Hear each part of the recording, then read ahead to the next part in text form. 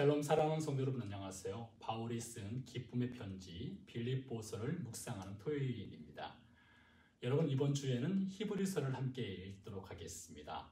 히브리서는 13장까지 있지요. 지금까지 읽어온 성경보다 분량이 조금 더 많습니다. 그래도 충분히 여러분 읽을 수 있습니다. 히브리서를 누가 썼는지는 정확하게 알 수 없습니다. 어떤 이들은 바울이 썼다고 하고 다른 이들은 알 수 없다라고 말하기도 합니다. 아무튼 히브리서는 신약 성경 속의 구약 성경이라고 말할 수가 있는데요. 구약의 제사법을 통해 예수 그리스도의 십자가, 죽음과 부활을 통한 죄 용서의 복음을 선명하게 보여주는 성경입니다. 꼭 함께 읽어주세요. 오늘 준비한 말씀은 빌립보서 2장 2절에서 4절까지이고요. 제가 읽어드리겠습니다. 마음을 같이하여 같은 사랑을 가지고 뜻을 합하여 한 마음을 품어 아무 일에든지 다툼이나 허용으로 하지 말고 오직 겸손한 마음으로 각각 자기보다 남을 낮게 여기고 각각 자기 일을 돌볼 뿐더러 또한 각각 다른 사람들의 일을 돌보아 나의 기쁨을 충만하게 하라. 아멘. 우리가 읽고 있는 빌립보의 그리스도인들에게 보낸 바울의 편지는 지금부터 2000년 전에 쓴 것입니다. 따라서 우리는 이 편지를 읽을 때에 그 당시의 시대적 상황을 고려하면서 숙고할 필요가 있는 것입니다. 바울 당시 빌립보 교회를 포함하여 이방 세계에 있는 교회들은 거대한 로마 제국에 속해 있었습니다. 로마 제국은 4개의 신분 계층이라는 위계 질서가 있었습니다. 첫째는 원로원 계층의 정치인, 실세의 귀족입니다. 둘째는 에퀴테스 계층으로 주로 경제 관료들입니다. 셋째는 평민 계층으로 개인 사업자, 상인, 농공업에 종사하는 사람으로 로마 시민권을 지닌 사람들입니다. 넷째는 노예계층이죠. 이들은 주인의 소유물, 즉 물건, 시급을 받는 사람들입니다. 이런 신분계층 간의 위계 질서가 있는 로마 제국 내에 기독교는 아주 작은 섹트, 즉 작은 신흥 종교였습니다. 1, 2세기 당시 거대 제국인 로마에서는 기독교는 존재 자체가 무의미할 정도로 작았던 것입니다. 그런데 이렇게 작디 작은 기독교는 로마 제국 내의 신분 계층 간의 질서의 조류에 역행하는 종교적 태도를 취했습니다. 당시 교회 공동체에는 다양한 계층이 함께 신앙생활을 하였습니다. 교회 밖으로 나가면 신분 간의 구분이 있지만 교회 안에서는 신분 계층의 벽이 없었습니다. 물론 계층 간의 벽이 무너지는 것은 하루아침에 된 것은 아니었습니다. 하나님의 말씀을 듣고 배우는 과정을 통해 그리고 성령의 역사를 통해 계층 간의 벽이 허물어져 가는 과정이 있었던 것입니다. 기독교는 로마 제국 내에서 아주 작은 점과 같은 신흥 종교로 여겨졌지만 사회 계층 간의 담이 허물어지는 과정과 실천을 통해 기독교는 로마 제국 내에 매우 특별한 종교로 자리매김을 하게 됩니다. 오늘 우리는 본문에서 로마 제국 시대의 조류를 역행하는 기독교의 특별함을 볼 수 있습니다. 바울은 본문을 통해 빌립보 교회 공동체 내에 하모니를 이루라는 권면을 합니다.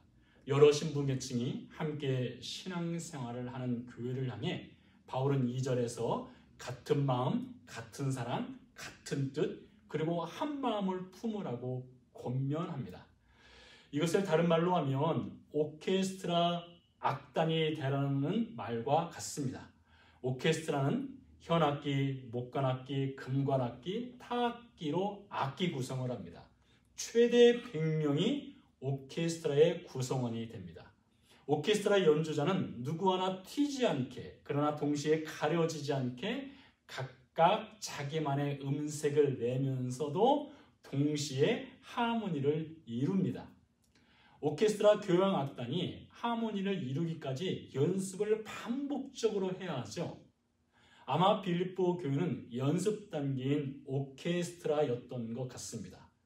교회 내 신분의 벽을 허물고 있었고 그 과정 중에 3절에 보니 다툼이나 허영, 다른 말로 번역하면 자기 자랑과 헛된 영광을 구하는 것이 아직 남아 있었고요.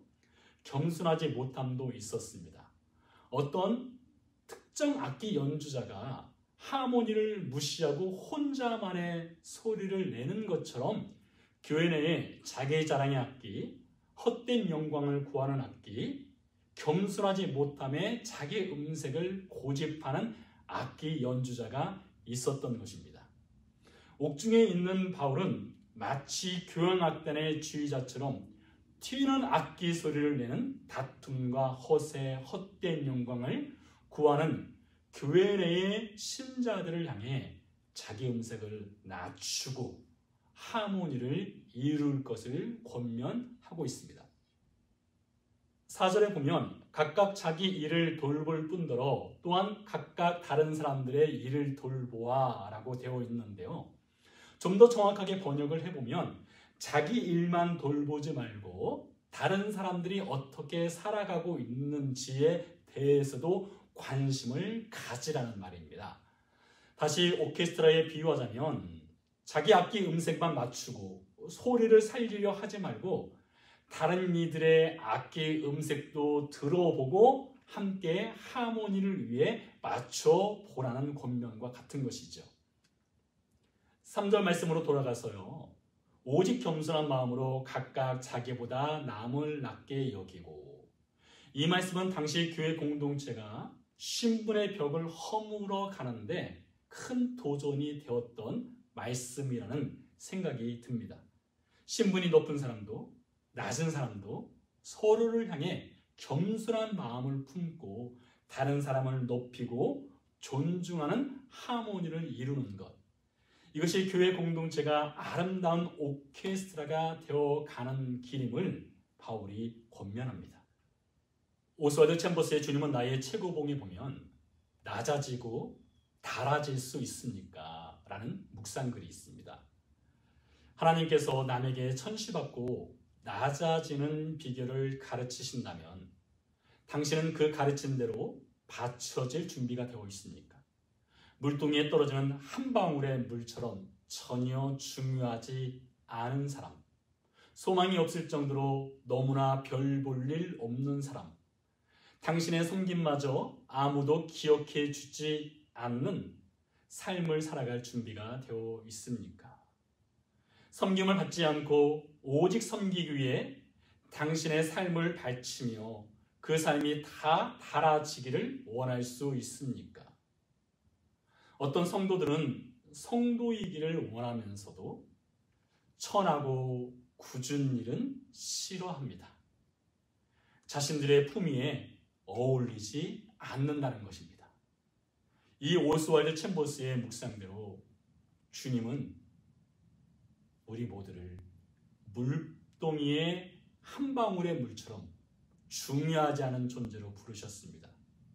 그 한 방울의 물이 홀로 있을 때는 아무것도 아니지만 방울방울이 모여 양동이를 가득 채운다면, 물방울의 하모니를 이룬다면 그 물은 유용하게 쓰이게 됩니다. 낮아지고 다른 일을 높이는 것은 여러분 우리의 결정이나 의지가 아닌 그렇게 살도록 주님이 정하신 것입니다. 한 방울의 물이 되시기 바랍니다. 그리고 물은 낮은 곳으로만 향하려는 본성이 있다는 것을 기억하시기 바랍니다. 물이 높아지면요, 쓰나미가 됩니다. 기도하시겠습니다. 살아계신 아버지 하나님, 감사를 올려드립니다. 한 방울의 물처럼 아무것도 아닌 존재이지만 서로를 높이고 존중하며 하모니를 이루는 교회 공동체가 되게 해 주시옵소서. 감사드리며 예수 그리스도 이름으로 기도드렸습니다. 아멘. 감사합니다. 이어서 개인 기도로 들어가시겠고요. 저는 다음 시간에 다시 찾아뵙겠습니다. 감사합니다. 안녕히 계세요.